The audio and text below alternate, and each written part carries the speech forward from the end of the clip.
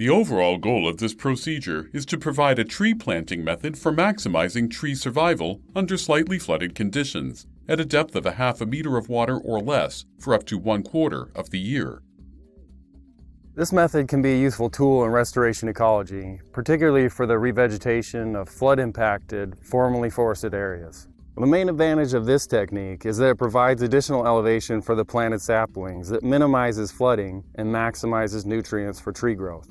Well, we first had this idea for this method when we visited an Everglades ghost tree island to brainstorm methods for successfully replanting the island with trees. Demonstrating the procedure will be Fabiola Santamaria and Michelle Blaha, scientists from our South Florida Water Management District Everglades Research Group.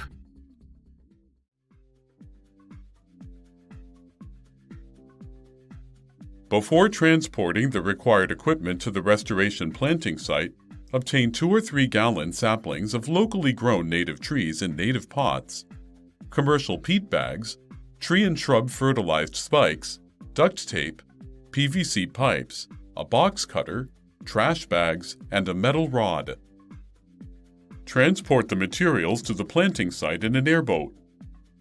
The water levels at the site should be adequate enough for maneuvering the floating pop-ups, but shallow enough for wading. Wearing gloves, slide the plastic pot off of the roots and pot soil of the first sapling, and cut a large hole in the pot bottom. Slide the pot with the open bottom back onto the sapling roots, and use the box cutter to make a 20 to 30 centimeter X-shaped cut into one peat bag at the center of what will be the upper surface.